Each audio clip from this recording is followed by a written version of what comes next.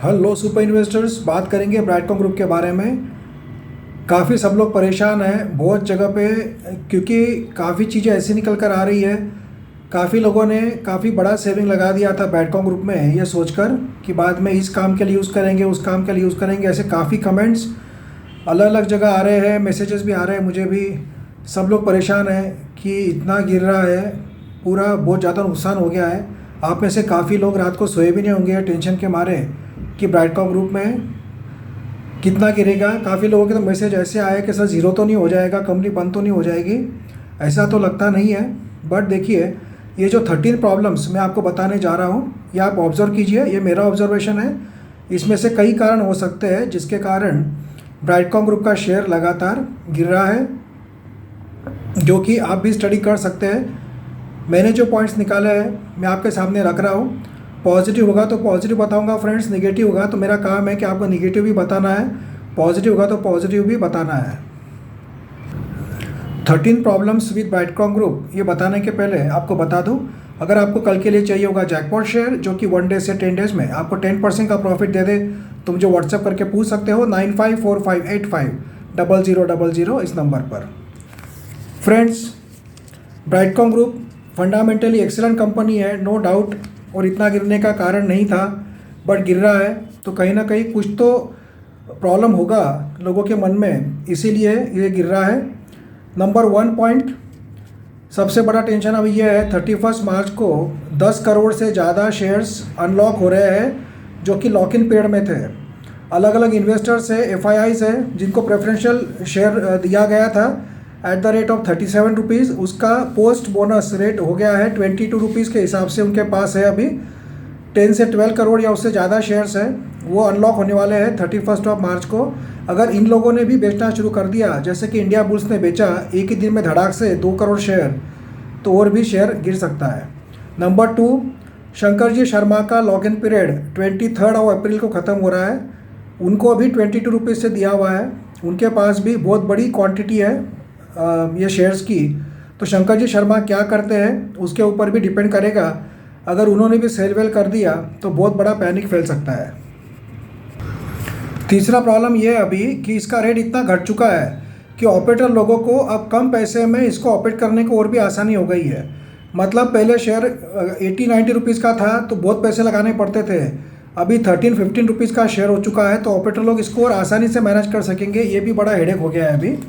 Number 4, promoters buying नहीं कर रहे हैं। प्रोमोटर्स क्यों बाय नहीं कर रहे हैं ये किसी को समझ में नहीं आ रहा है।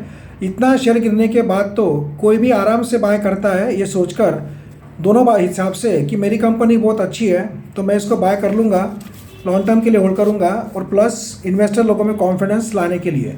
बट प्रोमोटर्स बाय नहीं कर रहे हैं। मैंने आपको काफ़ी वीडियोस बनाकर बताया है कितने कंपनियों के प्रोमोटर्स लगातार बाय कर रहे हैं, जैसे कि फाइनोटेक्स केमिकल्स का मैंने आपको बताया, सोम डिस्टिलरीज का बताया, कॉन्फिडेंस पेट्रोलियम का बताया, ग्रीव्स कॉटन के प्रोमोटर्स बाय कर रहे हैं, जय कॉर्पोरेशन के प्रोमोटर्स बाय कर रहे हैं, रोटो पंप्स के लोगों के प्रोमोटर्स ने बाय किया। ऐसे कंटिन्यू हमें खबर मिलती रहती है कि प्रोमोटर्स लगातार बाय कर रहे हैं। तो प्रोमोटर्स बाय करते हैं तो लोगों में कॉन्फिडेंस रहता है, इन्वेस्टर लोगों में। बट ब्राइटकॉम ग्रुप के प्रोमोटर्स बाय क्यों नहीं कर रहे हैं ये किसी को समझ में नहीं आ रहा है। तो ये भी एक रीज़न है कि लोगों के मन में पैनिक है कि कोई हो सकता है, कोई प्रॉब्लम हो, इसीलिए प्रोमोटर्स बाय नहीं कर रहे। तो ये भी बड़ा रीज़न है बिग फॉल का। नंबर 5, शंकर जी शर्मा के पास इतना बड़ा होल्डिंग है, आप जानते हो। एक्चुअली देखा जाए तो इतना ज़्यादा फ्री फॉल हो रहा है, शंकर जी शर्मा के लिए 20-25 लाख 50 लाख शेयर बाय करना कोई बड़ी बात नहीं है। अगर वो भी ओपन मार्केट से बाय कर लेते शंकर जी शर्मा भी इतने कम रेट में, तो डेफिनेटली शेयर घूम जाएगा। पर शंकर जी शर्मा भी क्यों नहीं बाय कर रहे ये भी समझ के बाहर है। हालांकि ट्विटर पर शंकर जी शर्मा बार बार डिफेंड करते रहते हैं ब्राइटकॉम ग्रुप को, बट एक सिंपल लॉजिक है कि उनको अगर लग रहा है कंपनी अच्छी है, उनके पास करीब करीब 1 करोड़ 50 लाख शेयर्स है या उससे ज़्यादा है, तो वो अगर वो और 10-20 लाख शेयर भी बाय कर लगे तो उनके लिए वो अमाउंट बड़ी नहीं है। और अगर वो बाय करते हैं इस रेट में तो लोगों में डेफिनेटली कॉन्फिडेंस आ जाएगा कि भाई शंकर जी शर्मा ने फिर से बाइंग शुरू कर दी है लॉक इन पीरियड के पहले, तो एक बड़ा कॉन्फिडेंस क्रिएट हो जाएगा। बट वो भी बाय नहीं कर रहे हैं, ये भी सोचने वाली बात है कि शंकर जी शर्मा तो अगर इतना कॉन्फिडेंट है तो अपना होल्डिंग थोड़ा बहुत बढ़ा भी लेंगे तो शेयर घूम जाएगा, बट वो भी बाय नहीं कर रहे हैं, ये भी सोचने वाली बात है। अगला रीज़न ये है कि कंपनी बाईबैक क्यों नहीं कर रही है। कंपनी के पास free cash flow more than 1000 crore है, उसके बावजूद भी कंपनी बाईबैक क्यों नहीं कर रही है, ये भी समझ के बाहर है। काफ़ी कंपनियों के हम न्यूज़ देखते हैं कि कंपनी के बाईबैक हो रहे हैं। अगर कंपनी 1 करोड़ शेयर्स भी बाय करती है आज के रेट के हिसाब से तो ओनली 13 करोड़ लगेंगे, जबकि 1000 करोड़ प्लस है। कंपनी अगर 25 रुपीज़ के हिसाब से भी बायबैक करती है तो भी उनके ज़्यादा जाएंगे नहीं, 25 करोड़ जाएंगे। तो कंपनी बायबैक क्यों नहीं कर रही है, ये भी समझ के बाहर है। अगला जो प्रॉब्लम है कि Q4 के जो रिजल्ट्स है वो अच्छा आने की उम्मीद है। डेफिनेटली हम आशा करते हैं कि ईयर ऑन ईयर अच्छा है। क्वार्टर तो कम ही आएंगे बिकॉज दिसंबर क्वार्टर सबसे हाईएस्ट होता है, बट ईयर ऑन ईयर भी अच्छा आने की हम लोग संभावना कर सकते हैं। बट मार्केट का भरोसा होता नहीं है। बहुत बार मार्केट बोलता है कि नहीं भाई हमें रिज़ल्ट अच्छा नहीं लगा, और रिज़ल्ट अच्छा नहीं लगा तो शेयर में और भी गिरावट हो सकती है। मार्केट में ये भी बात चल रही है, काफ़ी लोग सोच रहे हैं कि मैनेजमेंट के ऊपर केस करना या मैनेजमेंट को हटाना वोटिंग करके, ऐसे भी बात चल रही है। और अगर मैनेजमेंट पे कोई हिसाब से केस होती है, क्योंकि मैनेजमेंट ने फॉरेंसिक ऑडिट का जो शुरू हुआ था उसका 6 मंथ्स बाद बताया था शेयर होल्डर्स को, तो ये बहुत बड़ा गलती किया था उन्होंने, उसके कारण शेयर में फॉल हुआ था। और दूसरा प्रोमोटर्स ने अपना होल्डिंग बेचा पर इंटीमेट नहीं किया। ये 2 बातों पे अगर कोई कंपनी पे केस करता है तो ये भी बड़ा प्रॉब्लम खड़ा हो सकता है। तो ये भी एक अगला डेंजर सामने आ रहा है। अगला रीज़न है कि कंपनी आप जानते हैं काफ़ी सारे इंडेक्स में है, जैसे कि small cap index, mid cap index, ऐसे काफ़ी इंडेक्सेस में है।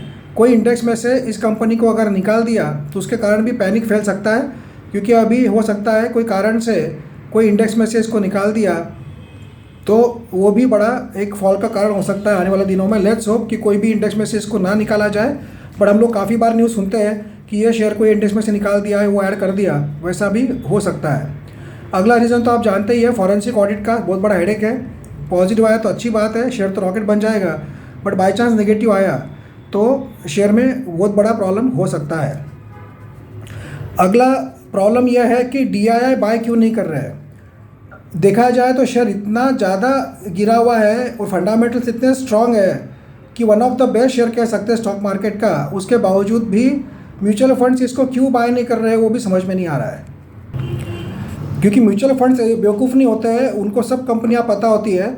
और इतना फंडामेंटली स्ट्रांग और इतने कम रेट में होने के बावजूद भी DII बाय नहीं कर रही है। और मैंने आपको ये भी बताया था वीडियो बनाकर कि HDFC, एक्सिस, ICICI ऐसे बड़े बड़े जो फंड हाउसेस हैं जो कि काफ़ी अच्छा रिटर्न देते हैं, उसमें से कोई भी इसमें होल्डिंग बढ़ाने को तैयार नहीं है। तो वो भी एक चिंता की बात है कि इतना अच्छा फंडामेंटल्स होकर भी वो लोग हाथ क्यों नहीं डाल रहे हैं। अगर वो लोग भी बाय कर लेते हैं तो शेयर घूम सकता था, बट वो लोग भी बाय नहीं कर रहे, ये भी एक चिंता की बात है। अगला रीज़न ये है कि टीवी पर कहीं पे भी कोई पूछता है बैडकॉम ग्रुप के बारे में, वो जी बिज़नेस हो या CNBC आवाज़ हो या कोई भी कंपनी, कोई भी चैनल पर, टाइम्स नाउ, सब जगह वो जो एक्सपर्ट लोग होते हैं यही बोलते हैं कि बैडकॉम ग्रुप से दूर रहो। तो उसके कारण भी एक नेगेटिविटी आती है। और वो साथ में ये भी कहते हैं कि डब्बा कंपनी है, बेकार कंपनी है, कॉर्पोरेट गवर्नेंस बराबर नहीं कंपनी में, ऐसा कमेंट करते हैं। तो ये भी एक रीज़न है कि जिसमें लोगों में पैनिक का माहौल फैल जाता है। काफ़ी एक्सपर्ट्स लोगों को ये भी लगता है कि कंपनी के पास जब इतना फ्री कैश फ्लो है तो कंपनी अपने बचे हुए जो शेयर्स प्लेजिंग किए हुए वो अनप्लेज क्यों नहीं करती है। तो ये भी सवाल पूछे जाते हैं। तो ये 13 रीज़न है जो कि जिसके कारण ब्राइटकॉम ग्रुप में अभी भी प्रॉब्लम बना हुआ है, और इसीलिए हो सकता है कि इसमें गिरावट हो रही है। और मेन तो सबसे बड़ा रीज़न ये हो गया है कि फियर का जो माहौल है उसमें शॉर्ट सेलिंग लगातार चलते रहता है। शॉर्ट सेलिंग चलने के कारण ये ऑपरेटर लोग लगातार उसमें कमाते हैं, पर डिटेल इन्वेस्टर्स में फंसते जा रहे हैं और हर लेवल पे बाय करने का सोचते हैं पर उसके नीचे चला जाता है, फिर से लॉस हो जाता है। तो ये जो बार ये जो शॉर्ट सेलिंग हो रही है ये भी रुकना चाहिए कहीं ना कहीं, जो कि जिसके कारण भी शेयर बहुत ज़्यादा गिरा, क्योंकि जो ज़्यादा रेट में फंसे हुए हैं वो तो बेचते नहीं हैं, बट जो लोग कम रेट में लेते हैं, समझो किसी ने 19 रुपये में लिया और उसको लॉस हो रहा है तो वो फिर से बेच देता है, वो बेचता है और नीचे चला जाता है। तो जो नए लोग ज्वाइन हुए हैं जो कम रेट में लिए हुए हैं अभी 15 से 20 रुपीज़ के बीच में, वो लोग अपना लॉस बुक करके निकल जाते हैं तो शेयर और गिर जाता है। और दूसरा इसका पैनिक का फ़ायदा सबसे ज़्यादा ऑपरेटर लोग ले रहे हैं जो कि लगातार इसको गिराते जा रहे हैं। कल का सब लोगों को टेंशन है कि कल क्या होगा पता नहीं। एम ऑर्डर लगी हुई है 51 लाख शेयर्स की, तो कल लेट्स हो कि कल घूम जाए यहाँ से, और एक जो इतना गिरा हुआ है कहीं ना कहीं ऑपरेटर लोग बल्क पे बाय करके इसको घुमा भी सकते हैं, कुछ कह नहीं सकते कल क्या होता है। लेट्स हो कल घूम जाए क्योंकि इतना ज़्यादा नुकसान हो रहा है सबका कि सब लोग काफ़ी परेशान हैं। आशा करते हैं कि कल घूम जाए ये शेयर। और ये जो मैंने प्रॉब्लम्स बताए हैं ये आपको एक मालूमात होना चाहिए कि क्या क्या ऑब्जर्वेशन है वो आपको पता रहना चाहिए। तो ये सब कारण है, प्रॉब्लम्स है जो कि आने वाले दिनों में देखते हैं बैटकॉक ग्रुप को ऊपर ले जाते हैं कि नीचे ले जाते हैं। Thank you friends. मैं और वीडियो बनाऊंगा एक दो, आपको अपर सर्किट कब लगेगा और क्यों लगेगा इसके बारे में भी बताऊंगा, और बाकी भी वीडियो एक दो इंपॉर्टेंट है बैटकॉक ग्रुप के बारे में वो भी बताऊंगा। Thank you friends.